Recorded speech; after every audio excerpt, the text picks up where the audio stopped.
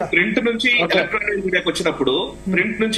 మీడియాకి వచ్చినప్పుడు యాక్చువల్లీ అంతకుముందు ఫోటో జర్నలిస్టులు ఉండేది. తర్వాత కొన్ని విభాగాలు యాడ్ అయినాయి. ఇప్పుడు ఈవెన్ న్యూస్ ప్రెజెంటర్స్ అనే ఒక విభాగమే యాడ్ అయింది. ఇప్పుడు మీకు ఎలక్ట్రానిక్ మీడియా వచ్చాక ఈవెన్ న్యూస్ ప్రెజెంటర్లకు కూడా అక్రిడేషన్ ఇవ్వాలి అనే ఒక చర్చ చాలా సంవత్సరాలు నడిచింది. ఈవెన్ క్రాంతి గారు అసోసియేషన్ ఫామ్ చేసి దాంట్లో కూడా మేము అందరం అడిగిన తర్వాత న్యూస్ ప్రెజెంటర్లకు అక్రిడేషన్ ఇచ్చారు. సో ఇప్పుడు అంటే అట్లానే పరిణామ క్రమంలో భాగంగా ఇప్పుడు కొత్తగా ఎస్సీఓస్ అనే కొత్త విభాగం వచ్చింది. సోషల్ మీడియాలో ఎస్సీఓలు ఇప్పుడు కొత్త కొత్త విభాగాలు వచ్చేస్తాయి కదా. జరగాలి అనేది పీసీఆర్ లో పనిచేసే వాళ్ళు కూడా జర్నలిస్టిక్ నాలెడ్జ్ వాళ్ళకు కూడా ఇవ్వట్లేదు. ఇంతకుముందు జర్నలిస్టిక్ స్కిల్ అక్కర్లేదు అనుకున్నారు కానీ వీడియో ఎడిటింగ్ పీసీఆర్ లో పనిచేసే వాళ్ళకు కూడా జర్నలిస్ట్ స్కిల్ వస్తుంది. జర్నలిస్ట్ స్కిల్ అవసరం, వాళ్ళకు కూడా ఇవ్వట్లేదు. సరే ఇవన్నీ కూడా సరే. అక్రిడేషన్ కంటే ఎక్కువ మనం అక్రిడేషన్ జర్నలిస్ట్ సంబంధించిన ఇంటర్నల్ ఇష్యూ. జర్నలిస్టు సమాజం అన్న ఇష్యూలో మీ ఒపీనియన్ చెప్పండి. ఎస్, అక్రిడేషన్ అనేది మన జర్నలిస్టుల ఇంటర్నల్ ఇష్యూ. జర్నలిస్టులు సమాజం హాని కలగకుండా, లేకపోతే రాజకీయ పార్టీలు జర్నలిస్టులను కంట్రోల్ చేయకుండా, ప్రభుత్వాలు కంట్రోల్ చేయకుండా స్వీయ నియంత్రణ మెకానిజం గురించి కొన్ని సజెషన్స్ అయితే చాలా వచ్చాయి. ఎస్పెషల్ తెలంగాణ విఠల్ గారు చెప్పారు, సాయి కృష్ణ చెప్పారు, రమేష్ గారు చెప్పారు, క్రాంతి గారు. ఒక్క నిమిషం అంటే ఇప్పుడు సరే ఈ విషయం మనం ఎంత మాట్లాడినా అసలు ఇప్పుడు చాలా మంది ఏమనంటే కొత్తగా యూట్యూబ్ పెట్టుకుంటారు, వాళ్ళని మనం అది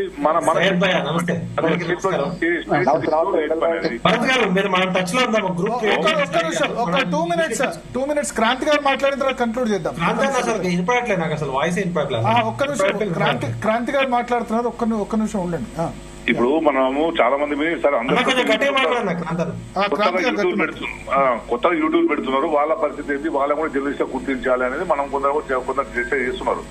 కానీ అదంతా కూడా మన చేతుల్లో లేని పని. ఎందుకంటే ప్రింట్ మీడియా పర్మిషన్ కావాలనుకున్నప్పుడు ఆర్ఎస్ చేతిలో ఉండాలి, ఎలక్ట్రానిక్ మీడియా పర్మిషన్ ఛానల్ పెట్టాలనుకున్నప్పుడు ఐఎడ్బి పర్మిషన్ కావాలి. సో యూట్యూబ్ కు పర్మిషన్ తీసుకోవడానికి మన ఇండియాలో ఏ గవర్నమెంట్ ఏజెన్సీ కూడా దీనికి పర్మిషన్ ఇచ్చే పరిస్థితి లేదు. సో యూట్యూబ్ ఛానల్ సో చట్టం మార్చాలి. చట్టం మార్చే తప్పించే సాధ్యం కాదు. ఇప్పుడు ఈ గవర్నమెంట్ నో ఇంకో గవర్నమెంట్ నో ఎవరినో మనం నిందించాల్సిన ఇంతకుముందు నిందించాల్సిన అవసరం లేదు. సో కేంద్ర ప్రభుత్వం చట్టం చేస్తేనే ఇది సాధ్యం అవుతుంది. కేంద్రం మొన్న చట్టం తీసుకొస్తే దాన్ని వ్యతిరేకించారు చాలా మంది. అదే దాన్ని మళ్ళీ ఐడెంటిఫై చేయాలి కదా. ఇట్లీస్తో చట్టం ఎట్లుంటది. కేంద్రం వ్యతిరేకించిన చట్టం రేవంత్ రెడ్డి గారు రేపు ఇంప్లిమెంట్ చేస్తారు. యోగి ఆదిత్యనాథ్ కూడా చట్టం తీసుకొచ్చే ప్రయత్నం చేసి దాన్ని కూడా వ్యతిరేకిస్తున్నారు. మరి చేయాలి దాన్ని. ఏదైతే సార్ ఇప్పుడు యూట్యూబర్స్ జర్నలిస్ట్ పనిచేస్తున్న వాళ్ళకు మాకు కూడా గుర్తింపాలనుకున్నప్పుడు మరి దాని చట్టం కావాలన్నా ఉదాహరణ చర్చ జరగాలి. విస్తృతమైన చర్చ జరిగి దానికి ప్రయత్నాలు తీసుకోవాలి. మనం ఏం చేస్తాం ఇప్పుడు ఇంతకుముందు సాయి బాగా గుర్తు చేసిండు, ఎలక్ట్రానిక్ మీడియాలో ఉన్న వాళ్ళకు చట్ట ప్రకారం అసలు గుర్తింపే లేదు. ఎలక్ట్రానిక్ మీడియా ఉన్న వాళ్ళకు అప్పుడు ప్రింట్ మీడియాలో ఏదైతే ఉన్నాయో నేచర్ ఆఫ్ వర్క్ బట్టి మనం ఎలక్ట్రానిక్ మీడియాలో ఉన్న వాళ్ళను లేదు. కానీ అప్పుడు మనమేది కూర్చొని లేకుండా సరే జర్నలిస్టు ప్రింట్ మీడియాలో జర్నలిస్ట్ అంటే ఏంటి కంటెంట్ రాసిస్తారు. నువ్వు సోషల్ మీడియాలో కంటెంట్ రాసే వాళ్ళు జర్నలిస్టులు, డెస్క్ లో ఉన్న వాళ్ళు, ఇక్కడ డెస్క్ లో ఉన్న వాళ్ళు సేమ్ సిమిలారిటీ. అక్కడ ఇంకో కార్టూనిస్ట్ ఉంటాడు సార్, ఇక్కడ కూడా మరి కార్టూనిస్ట్ కు సంబంధించిన నేచర్ ఆఫ్ వర్క్ చేస్తున్న ఉన్నారు కదా. సో న్యూస్ ప్రెజెంటర్ నువ్వు న్యూస్ ప్రెజెంటర్ క్రాంతి గారు ఇప్పుడు విఠల్ గారు ఒకటి ప్రపోజ్ చేశారు, దీని మీద రౌండ్ టేబుల్ పెడదామని ప్రపోజ్ చేశారు. ఇక్కడ ఉన్న వాళ్ళు కాకుండా మిగతా వాళ్ళు కూడా వేరే పెద్దలకు కూడా కమ్యూనికేట్ చేద్దాం. మంచిది ఒక ఒపీనియన్ ని ఇనిషియేటివ్ తీసుకుంటా అంటారు. మేము కూడా ఇనిషియేటివ్ తీసుకుంటాం తప్పకుండా. మీకు అంగీకారం అయితే ఈ వారంలోనూ వచ్చే వారంలోనూ రౌండ్ టేబుల్ మీటింగ్ పెట్టి దీని గురించి సెల్ఫ్ మెకానిజం అంటే శ్రీనివాస్ రెడ్డి గారిని మిగతా వాళ్ళని కూడా ప్రెస్ అకాడమీ చైర్మన్ ఉన్నారు కాబట్టి సంప్రదించాల్సిన అవసరం ఉంది. ఇంతకుముందు ప్రెస్ అకాడమీ చైర్మన్ అల్లనారాయణ గారితో కూడా మాట్లాడాల్సిన అవసరం ఉంది. అందరూ ముందుకు వస్తే గనక దీన్ని ఇనిషియేషన్ తప్పకుండా ఒక మంచి వాతావరణాన్ని, ఒక ఆరోగ్యకరమైన వాతావరణాన్ని నెలకొల్పడానికి ఇది అవసరం ఉంటది. సమాజంలో ఉన్న కొంచెం అనారోగ్యకరమైన పరిస్థితి కూడా మనం ఫిల్టర్ చేసే. విఠల్ గారు, సాయి గారు చొరవ తీసుకుంటారా మీరు? భరత్ గారు అందరం ఒక టీమ్ లాగా ఏర్పడదాం. ఈ డిబేట్ అయిన తర్వాత రమేష్ హజారి గారు ఫామ్ టీమ్ అందరం కలిసి ఒక మీటింగ్ పెట్టుకుందాం మనం. ఎందుకంటే దీనిలో అన్ని వాళ్ళకి సంబంధించిన వ్యక్తులు కూడా ఉన్నారు కాబట్టి ముందుకెళ్దాం. సో కన్క్లూడ్ చేసాము శంకర్ అన్న ఒక 2 నిమిషాలు. అంటే బేసిక్ గా మనము అంటే రేవంత్ రెడ్డి గారి వ్యాఖ్యల వల్ల ఒక అడుగైతే ముందుకు పడిందని చెప్పేసి అందరూ అనుకుంటా ఉన్నారు. నేను కూడా దానికి సంతోషం వ్యక్తం చేస్తా ఉన్నా. బట్ కానీ ఇప్పుడు ప్రభుత్వము రేవంత్ రెడ్డి గారు ఒక ప్రభుత్వంగా మాట్లాడినప్పుడు ఇప్పుడు ఉన్న బలంగా ఎవరైతే అగ్రెసివ్ గా ప్రజల పక్షాన మాట్లాడతారో వాళ్ళందరి కాళ్ళకు బంధం వేసినట్టుగా అయిపోయింది. ఒకటి ఫస్ట్ ఆఫ్ ఆల్ ఇన్ని సంవత్సరాలు రానటువంటి యూట్యూబ్ జర్నలిస్టుల క్రైటీరియా ఇవన్నీ ఇప్పుడు మనకు ఎవరు ఏంటనే గైడ్ లైన్స్ రాసుకోవాల్సినటువంటి పరిస్థితి వచ్చింది. సో ఎక్కడి నుంచి చర్చ ఎక్కడికి పోయింది, ఎక్కడున్నటువంటి చర్చ ఏడికి పోయింది. ఇప్పుడు అసలు మనం జర్నలిస్టులం కాదా అవునా అనేది మనమే సచ్చీల చేసుకోవాల్సినటువంటి పరిస్థితి వచ్చినాయి అనమాట. సో ఈ 10 సంవత్సరాలు ఇట్లాంటి సమస్య రాలే.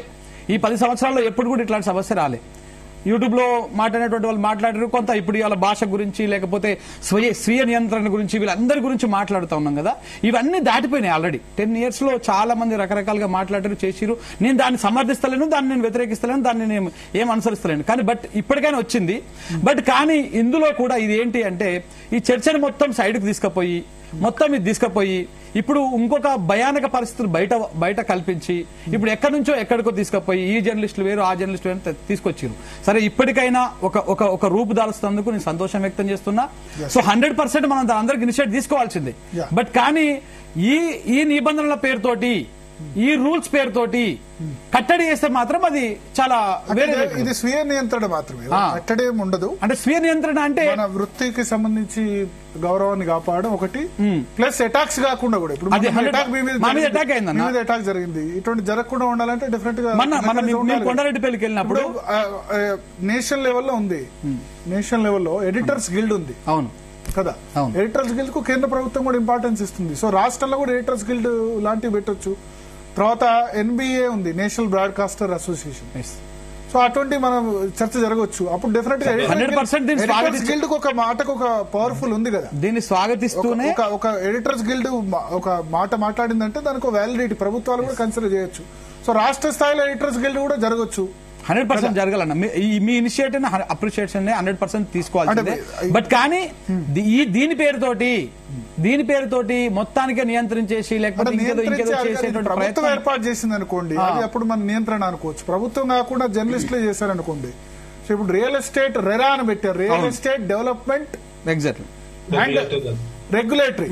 దానివల్ల మంచి జరిగింది. రెరా అనుమతి ఉంటే మనం బిల్డింగ్ కొనొచ్చు అని జరిగింది కదా. రైట్. సో రియల్ ఎస్టేట్ రంగం అభివృద్ధికి తోడ్పడ్డది కదా. దాని మంచి వాళ్ళు ఉన్నారు, అది ఉన్నారు. సో అటువంటిది ఎడిటర్స్ గిల్డ్ లాంటి నిర్ణయం జరగవచ్చు, ఎన్బిఏ లాంటి నిర్ణయం జరగవచ్చు అని మనం ఆశించవచ్చు. ఎస్, కన్క్లూడ్ చేయండి ఫైనల్ గా. విఠల్ గారు ప్లీజ్ కన్క్లూడ్ లాస్ట్. అంటే ఇప్పుడు మనం ఒకసారి ఈ 2-3 రోజుల్లో ఒకసారి మనం అందరం కూర్చొని ఎట్లా చేద్దాం అనేది మన వచ్చిన ఐడియాస్ అన్ని ఒక పేపర్ మీద డ్రాఫ్ట్ లాగా పెట్టుకొని పెద్దలతో కూడా మాట్లాడదాం, మనకన్నా సీనియర్స్ తో ఎక్స్పర్ట్స్ తో మాట్లాడి ఎక్కడో చోట స్టార్ట్ అయితే కావాలి. ఈ చర్చ జరిపినందుకు భరత్ గారికి ధన్యవాదాలు. సాయి గారు, అదేవిధంగా సయ్యద్ గారు, మేము ఈ ఆలోచనలు క్రాంతన్న, శంకర్ భాయ్, అంటే ఎందుకు మనం భయపడుతున్నాం అంటే దాడులు జరుగుతాయని భయపడుతున్నామా, లేకపోతే ఎక్కడ మొత్తం కూడా కూర్చొని ఒక డిస్కషన్, ఒక 1 day ఫుల్ రౌండ్ టేబుల్ పెట్టుకుంటే మనకు చాలా విషయాలు వస్తాయి. ఒకటేంటంటే మన వృత్తి గౌరవాన్ని మనం నిలుపుకోవాలి, మన వృత్తి నైపుణ్యాన్ని మనం పెంచుకోవాలి. ఎవరో వేలెత్తి చూపించే ముందు మనకు మనమే కరెక్ట్ చేసుకుంటే బాగుంటుంది అనేది నా ఆలోచన. 100%. ఇస్మాయిల్ గారు ఫైనల్ గా విఠలన్న చెప్పిన దానికి మీరు చెప్పిన దానికి నేను అన్ని ఏకీభవిస్తున్నా. ఫైనల్ గా నేను ఏమంటున్నానంటే ఈ సమాజంలో అత్యున్నతమైనటువంటి ఒక బాధ్యతమైనటువంటి పొజిషన్ లో ఉన్న మనము ఎవరికి భయపడాల్సిన అవసరం లేదండి. అసలు భయం అనేటటువంటి ప్రస్తావన మనకు లేదు. ఒకటి అయితే ప్రమాదం ముంచుకొచ్చే ప్రమాదం ఉంది అనేటటువంటి విషయాన్ని మనం గ్రహిస్తున్నాం కాబట్టి కేవలం ఒక పార్టీతోనో ఒక రాజకీయ పార్టీతోనో ఉండే దాన్ని ముడిపెట్టి మనం మాట్లాడుకోకూడదు. ఈ వ్యవస్థలో అనేక రకాల శక్తులు ఉన్నాయి. ఇవాళ నిజాలు మాట్లాడే వాళ్ళ పైన కానివ్వండి, వాస్తవాలు చెప్పేటటువంటి ప్రయత్నం చేసే వాళ్ళ మీద కానివ్వండి, తర్వాత గొంతు లేని వారి పక్షాన్ని నిలబడేటటువంటి వాళ్ళ గొంతులు కానివ్వండి ఉన్నాయి. వీటన్నిటికీ సంబంధించినటువంటి విషయాలలో మనం ఎప్పటికీ ఒకవైపు నిలబడతాం. కేవలం ఒక రాజకీయ పార్టీ ఇంకో రాజకీయ పార్టీ లేకపోతే ఒక నాయకుడు ఇంకో నాయకుడు పట్ల ఇటువంటి పట్టుకోవడం లేదు. ఈ క్రమం లోపల నేను ఒక మాట ఏమంటున్నట్టే, ఎట్టి పరిస్థితుల్లో ఈ రాష్ట్రంలో జర్నలిస్టుల పైన దాడి జరిగితే ఉపేక్షించడానికి మన సమూహం సిద్ధంగా లేదు, ఉండదు. ఒకవేళ ఏ రకమైన దురదృష్టవశాత్తు ఒకవేళ జరిగింది అనుకోండి, ఇక దాని తర్వాత దాని పర్యావసనాలు ఎట్లా ఉంటాయని అనేక ప్రజా ఉద్యమాల నుంచి వచ్చిన వాళ్ళం. కానీ ఖచ్చితంగా సమాధానం చెప్పే అవకాశం ఉంటుంది. కానీ మనం కూడా వ్యక్తిగతంగా దూషణలకు కానీ వ్యక్తిగతమైన విషయాలకు కానీ మనం కూడా మరీ పర్సనలైజ్ చేసి వెళ్ళడానికి కూడా మనం కూడా అటువంటి వాటికి పురిగొల్పకూడదు అనేటువంటి అభిప్రాయం మాత్రమే వ్యక్తం. సాయి గారు రైట్. ఏం లేదు సార్, అంటే అందరూ అంటే ఒక్కొక్క జర్నలిస్ట్ అనేవాడికి ఒపీనియన్ ఉంటది. ఆ ఒపీనియన్ ఒక పార్టీకి అనుకూలమో ప్రతికూలమో దాది ప్రజలు నిర్ణయించుకుంటారు, దానికి సంబంధం లేదు. చాలా భావజాలాలు కలిగిన వాళ్ళు మొదటి నుంచి ఇప్పటి వరకు బోలెడంత మంది సీనియర్ జర్నలిస్టుల కథలు మనం విన్నాము, చదువుకున్నాము, తెలుసుకున్నాము, వాళ్ళతో మాట్లాడాము. దాంట్లో సమస్య లేదు. ఇక్కడ ఏంటంటే జర్నలిజం, ఇందాక విఠల్ గారు చెప్పిన మాటలు 100% వాస్తవం. మనం అందరము అంటే మనల్ని మనం నియంత్రించుకోవడము, సమాజానికి అవసరమయ్యే విధంగా, సమాజానికి ఉపయోగపడే విధంగా మనం ఉండాలి. కానీ ఇందాక రమేష్ హజారి గారు చాలా అద్భుతంగా చెప్పారు. యాక్చువల్లీ హక్కుల గురించే మనం మాట్లాడతాం చాలా సార్లు, విధులు మర్చిపోతూ ఉంటాం. మన విధులు, మన బాధ్యతలు, రైట్స్ ఎంత ముఖ్యం, ఫండమెంటల్ డ్యూటీస్ అంతే ముఖ్యం. ఎగ్జాక్ట్లీ ఫండమెంటల్ డ్యూటీస్ అన్నికంటే ముఖ్యమైనవి. హక్కులు ఆటోమేటిక్ గా వస్తాయి, చట్టాలు ఉంటాయి, రాజ్యాంగం ఇవన్నీ ఎట్లాగో ఉన్నాయి. బట్ బాధ్యతలు ఎవడు మనదే కదా చేయాల్సింది. జర్నలిస్ట్ గా మన బాధ్యత చాలా ఉంది. భావజాలాలు ఏమన్నా కావచ్చు, ఇంకోటి కావచ్చు. మనందరం జర్నలిస్టులం, మనం పాత్రికేయులం, ఆ పాత్రికేయ వృత్తుల్లో ఉన్నవాళ్ళం. దాన్ని కాపాడుకోవాల్సిన బాధ్యత మాత్రం మనకుంది. ఒకే మాట, 2019 నేషనల్ స్టెప్ పెట్టిన కొత్తల్లో ఫస్ట్ నాకు చాలా సార్లు ఇబ్బంది అనిపించేది, మా యూట్యూబ్ ఛానల్ ని సబ్స్క్రైబ్ చేసుకోండి చెప్పాలి అని. అంటే నిజంగానే నేను జర్నలిస్ట్ గా ఎదిగానా తగ్గానా అని ఒక చిన్న క్వశ్చన్ ఉండింది. ఆ టైంలో భయం వేసింది. లిటరల్లీ అందరికీ ఉంటుంది, చాలా మందికి. యూట్యూబర్ అంటారేమో అని. నేను ఏ రోజు యూట్యూబ్ అనేవాడిని కాదు. నేను జర్నలిస్ట్ ని డిజిటల్ మీడియా మాట్లాడేవాడిని. నాకు నేను చెప్పుకునేవాడిని. పెడుతున్నారు ఇప్పుడు. సో తప్పట్లేదు. సో అటువంటి దుర్మార్గం పరిస్థితి వచ్చింది కనుకనే మనకి చర్చ నేను డిఫరెంట్ ఆర్గనైజేషన్ లో పనిచేసి జీ స్టార్ట్ అయినప్పుడు జీ డిజిటల్ గానే స్టార్ట్ అయింది. అప్పుడు అన్నారు చాలా మంది, ఏంటి సాటిలైట్ లో డిజిటల్, దానికి ఎన్టీవీ, TV9, V6 పెద్ద ఛానల్ లో పనిచేసి నువ్వేంటి మళ్ళీ డిజిటల్ మీడియాకి వచ్చావని చెప్పి. సో మళ్ళీ ఇప్పుడు సాటిలైట్ అయినా అది వేరే విషయం. కానీ బట్ అది ఎప్పుడు గిల్టీ అన్నది మనం పనిచేసే ఆర్గనైజేషన్ బట్టి కాదు, పనిచేసే మనం చేస్తున్న ఉంటుంది తప్ప మనల్ని మనం తగ్గించుకోవాలి. యాక్చువల్లీ ఇప్పుడు టైం లైవ్ లో చెప్పొచ్చాము. అసలు యాక్చువల్లీ రిమెంబర్ క్రాంతి గారు TNP అయినప్పుడు తెలంగాణ న్యూస్ ప్రెజెంటర్స్ అసోసియేషన్ అప్పుడు ఒకటి ఫాలోఅవుట్ చేసి దాంట్లో పని చేసి అప్పుడు క్రాంతి గారు, అల్లం నారాయణ గారు న్యూస్ ప్రెజెంటర్స్ కి అక్రిడేషన్ ఇవ్వాలని కొట్లాడిన వ్యక్తులు. లిటరల్లీ ఆ రోజు నాకు గుర్తుంది ఇప్పటికీ. అంటే అప్పుడు చిన్న వాటి గురించి రిఫార్మ్స్ చేసుకున్న రోజులండి. నిజానికి మనం వాల్యుయేషన్ జరుగుతుంది. ఇప్పుడు కూడా రిఫార్మ్స్ రావాలేమో మరి నిజంగానే. దాని మీద విఠల్ గారు చెప్పినట్టుగా ఒక ప్రయత్నం అయితే జరగాలేమో. 2-3 రోజుల్లోనే దీనికి సంబంధించి ఇనిషియేటివ్ తీసుకుందాం. రమేష్ హజార్ గారు ఉన్నారా ఫోన్ లైన్ లో? రమేష్ హజార్ గారు కన్క్లూడ్. PCR ఒకసారి రమేష్ హజార్ గారిని ఫోన్ లైన్ లో తీసుకోండి. అంతలో నెక్స్ట్ క్రాంతి గారు. ఓకే భరత్, తప్పకుండా 100% గా జరగాల్సిందే. మంచి ఇనిషియేషన్ తీసుకోండి. మీరే పెద్దలు, ఎందుకంటే తెలంగాణ రాష్ట్రంలో జర్నలిస్ట్ గా అసెంబ్లీలో అడుగుపెట్టింది మీరే. ఆ రికార్డు మీ సొంతమే ఉండొచ్చు. కానీ ఇక ఇప్పుడు ఆ పరిస్థితి లేదు కదా. అంటే మనం ఎంత భావాలు స్వతంత్రంగా చెప్పినా కూడా స్వతంత్రంగా చెప్పరు, దానికి రాజకీయం ఉండదని. ఇప్పుడు మీరు స్వతంత్రంగా చెప్పారు, కంట్రోల్ ఉండాలి అని చెప్పారు. జనరల్ ఆపోజిషన్ లో ఉన్న కూడా కంట్రోల్ ఉండొద్దు, సోషల్ మీడియాను చేయొద్దు అంటారు. మీరు స్వతంత్రంగానే చెప్పినట్టు కనిపిస్తుంది. సో ప్రభుత్వం అట్లా అనుకోదు. 100% థ్యాంక్ యూ మీరు అట్లా భావించినందుకు. నేను కూడా 100% గా ఒక డెమోక్రాట్ గా ఉండాలనుకుంటున్నాను. మీడియా అనేది ఎప్పుడు కూడా స్వతంత్రంగా ఉండాలి, ఉన్నది ఉన్నట్టు ప్రసారం చేయాలి ఎవరైనా సరే. దానికి ప్లస్ దాంతో పాటు ఎవరికైతే ఏమైనా తప్పుడు ప్రసారం చేస్తే వాళ్ళ మీద లీగల్ యాక్షన్ లో పోవాలి తప్పించి దాడులు, భౌతికంగా దాడులు కానీ ఇట్లాంటివి జరగకూడదు అనేది మొదటి నుంచి ఎవరైనా సరే దాన్ని వ్యతిరేకిస్తాం. 100% మీరు చేసేదానికి సపోర్టివ్ గా ఉంటాం. మీరు కూడా మనం చెప్పినట్టు కూడా ఏ నిబంధనలు అనేది ప్రభుత్వంలో నిబంధన లేదు. అసలు చెప్తున్నా కదా, ఎలక్ట్రానిక్ మీడియాకే నిబంధన లేదు, ఎలక్ట్రానిక్ మీడియాకే శానిటీ లేదు. సో ఈ శాంటిటీ రావడానికి ఏ విధంగా కేంద్రం మీద ఒత్తిడి తేవాలి. శాంటిటీ కంప్లైంట్ మెకానిజం, స్వీయ నియంత్రణ వచ్చింది. NBA నేషనల్ బ్రాడ్కాస్టింగ్ అథారిటీ ఉంది, స్వీయ నియంత్రణ ఉంది. ఎడిటర్స్ గిల్డ్ ఉంది నేషనల్ లెవెల్లో. స్టేట్ లెవెల్లో కూడా ఎడిటర్స్ గిల్డ్ ఏర్పాటు చేస్తే ఎడిటర్స్ కాదు. స్వీయ నియంత్రణ మనకి వస్తున్నది సరే. బాధ్యత వాళ్ళ వారికి, బాధ్యత ఉన్న వాళ్ళకు స్వీయ నియంత్రణ అవసరం లేదు. దాని లైన్లోనే పోతారు వాళ్ళు. ఇప్పుడు సమస్య స్వీయ నియంత్రణ కూడా ఉంటే మంచిది కదా. ఇప్పుడు ఎన్బిఏ మాకు రెగ్యులర్ గా వస్తూ ఉంటాయి, మేము ఎడిటర్స్ గా ఉన్నాం మంచిది. అంటే మా జీ గ్రూప్ ఎన్బిఏలో జాయిన్ అయింది కాబట్టి పలానా విషయంలో వాళ్ళు గైడ్ లైన్స్ ఇష్యూ చేస్తూ ఉంటారు. ఈ విషయంలో మీరు ఇది చేయండి, ఈ ప్రసారం చేయొద్దని వాళ్ళు గైడ్ లైన్స్ ఇష్యూ చేస్తుంటారు సెల్ఫ్ సంబంధించి. ఎస్ రమేష్ సార్ గారు. లేదు, ఆఖరి ముగించే ముందట భయ, ఇప్పుడు మీరు చర్చ ఒక ప్రత్యేక పరిస్థితి నుంచి పెట్టడం స్టార్ట్ చేశారు. అంటే నిన్న ముఖ్యమంత్రి గారు చేసిన కామెంట్స్ ను పురస్కరించుకొని మొదలు పెట్టారు. కాబట్టి నేను ఇంతకుముందు ఏమో మామూలుగా ఒక సోషలాజికల్ అండ్ అనలిటికల్ థియరిటికల్ వేలో మాట్లాడినట్ట, who is journalist, what test we have take responsibility as seniors అని. ఇక్కడ నేను చెప్పదలుచుకున్న ఈ పర్టికులర్ అంశం ఏంటంటే, తెలంగాణ అంటే మొదటి ఎన్నికల్లో కంటే ముందు జరిగినటువంటి మొత్తము వ్యవహారం అంతా ఈ యూట్యూబర్స్ నడిపించారండి. ముఖ్యంగా ప్రతిపక్షంలో ఉన్న కాంగ్రెస్ పార్టీ ఇవాళ ప్రభుత్వంలోకి రావడం ప్రధాన బాధ్యత, ప్రధానటువంటి రెస్పాన్సిబిలిటీ తీసుకున్న వాళ్ళు సోషల్ మీడియా, యూట్యూబర్ ఛానల్స్. ఇప్పుడు కాంగ్రెస్ పార్టీకి అది నచ్చట్లేదు, అది కాంగ్రెస్ పార్టీకి నచ్చట్లేదు. అప్పుడు టీఆర్ఎస్ కు నచ్చలేదు, కానీ ఇప్పుడు టీఆర్ఎస్ కు నచ్చుతుంది. ఇప్పుడు కాంగ్రెస్ పార్టీ నచ్చట్లేదు కాబట్టి ఇప్పుడు జర్నలిస్టులు ఎవరు ఏంటి చర్చ కొత్తగా వచ్చింది. ప్లీజ్ ఒకటే నిమిషం, ఒక అర నిమిషంలో ముగిస్తాను. నేను ఏమంటున్నానంటే, మీ చర్చలు ఏమనేసిన అంశము నిన్న ముఖ్యమంత్రి గారు మాట్లాడిన అంశంగా ముందుకు వచ్చింది కాబట్టి నేను ఈ ముఖ కూడా చెప్పాలని చెప్తున్నా. ఏమంటున్నానంటే, ఆ రోజు యూట్యూబ్ ను వాడుకొని ఇక ఆ భాషకు సపోర్ట్ చేసిన వాళ్ళు ఇప్పుడు వ్యతిరేకిస్తున్నారు, అప్పుడు వ్యతిరేకించిన వాళ్ళు ఇప్పుడు సపోర్ట్ చేస్తున్నారు. నాకు ఒక హాఫ్ మినిట్ టైం. ఆనాడు భాష మాట్లాడుతుంటే, ఆ వ్యక్తులు మాట్లాడుతుంటే, నాలా జర్నలిస్ట్ పిఆర్ పనిచేస్తూ నేను అట్లా మాట్లాడుతూ వాళ్ళు మాట్లాడితే కానీ మనం అట్లా మాట్లాడుతూ రాయత్రా బాబు అని నేను పంచాయతీ పెట్టుకుని కంట్రోల్ చేసేటువంటి ఒక జర్నలిస్ట్ గా నేను చెప్తున్నా. ఇవాళ అట్లాంటి వాతావరణం సరే ఇవాళ ప్రజలు ఆదరించారు, సరే మంచి వచ్చాడు, అది అయిపోయిన తర్వాత ఇవాళ తను రిలీజ్ చేశారు ముఖ్యమంత్రి గారు. ఇక్కడ సంతోషం ఏంటంటే, మంచి వచ్చాడు, అరే ఎట్లా ఉంటది అట్లా ఉంటది అని అంటున్నాడు. సరే, దాన్ని మనం స్వాగతిస్తాం. ఇప్పటికైనా ఎక్కడో ఒకరు పెట్టాలి కదా, పిల్లి మెడకు కూడా గంట అయితే కట్టాలి కదా, కడదాం, మనం కట్టే ప్రయత్నం చేద్దాం. ఇవాళ టీఆర్ఎస్ వాళ్ళకి నచ్చట్లేదు అనేది నేను అనుకోవట్లేదండి. ఎందుకంటే ఇవాళ వాళ్ళు వాస్తవాల గురించి మాట్లాడడానికి పోతున్నారేమో కానీ బూతులు మాట్లాడడం, అటగుల ఆరోపణలు చేయడం ఎవరైనా చేస్తే కూడా ఖండిస్తా. అది ఏ పార్టీ అయినా పర్లేదు. కానీ వాస్తవాలను మాట్లాడించే క్రమంలో భావ ప్రకటన స్వేచ్ఛ వినియోగించుకునే హక్కును భంగం కలిగించొద్దు, హక్కొద్దు, రాజ్యాంగ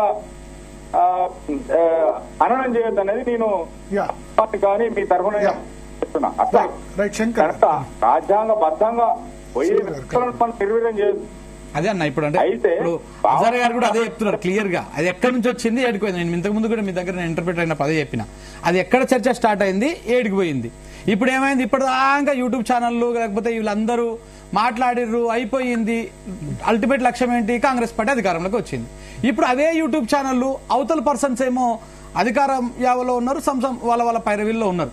కానీ అవే యూట్యూబ్ ఛానల్ అడ్డం పెట్టుకుని ఇప్పుడు అవే యూట్యూబ్ ఛానళ్లు ఈ రాష్ట్ర ప్రభుత్వాన్ని ప్రశ్నిస్తున్నా లేకపోతే ప్రజల పక్షాన మాట్లాడినా ఇప్పుడు నచ్చట్లేదు. కాబట్టి ఇప్పుడు కొత్త రూల్స్ వచ్చినాయి. ఇప్పుడు జర్నలిస్టులు ఎవరు కాదు, ఎవరు జర్నలిస్టులు ఎవరు కాదు, ఇప్పుడు మళ్ళా మనమే అంటే మనమే కొట్టుకొని సావాలి. ఇప్పుడు ఏంటంటే ముఖ్యమంత్రి గారు చాలా తెలివిగలరు. వాళ్ళు అనుకున్న టార్గెట్ రీచ్ అవుతున్నారు. పార్టీల కంటే పబ్లిక్ క్వశ్చన్ చేయకముందే మనం 100% అన్న. ఈ ఇనిషియేషన్ పార్టీలకు ఎవరు భయపడేది. ఈ ఇనిషియేషన్ కి నేను పబ్లిక్ దృష్టిలో జర్నలిస్ట్ అంటే 100% మీరు తీసుకున్నటువంటి ఇనిషియేషన్ నేను అప్రిషియేట్ చేస్తా ఉన్నా. మేము కూడా దాంట్లో భాగస్వాములం అవుతాం. సీరియస్ జర్నలిజమే వృత్తిగా, ఇప్పుడు మీరు జర్నలిజమే వృత్తి, ఇంకా వేరే లేదు కదా. జర్నలిజమే వృత్తిగా నమ్ముకున్న వాళ్ళకి మంచి విలువ. అసలు ఇప్పుడు వాస్తవం చెప్పాలంటే కూడా అన్న, ఇప్పుడు నేను యూట్యూబ్ జర్నలిస్ట్ ఏం కాదు. నాకు పేపర్ ఉంది, ఆ పేపర్ కి ఆర్ఎన్ఐ ఉంది, ఆ పేపర్ కి అన్ని విధాలుగా నేను ఒక ఈనాడు పత్రిక ఏ విధంగా రిజిస్ట్రేషన్ కార్యక్రమం ఉంటాయి అన్ని నా పత్రికలు ఉన్నాయి. నాకేం అభ్యంతరం లేదు. నాకు తెలంగాణ అనే పత్రిక ఉంది, చేస్తాం. కాకపోతే ఏమవుతుందంటే ఇప్పుడు యూట్యూబ్ మీ పేపర్ లో పనిచేసే వాళ్ళకి కూడా కావాలి, అందరికి కావాలి. రావాలి కదా.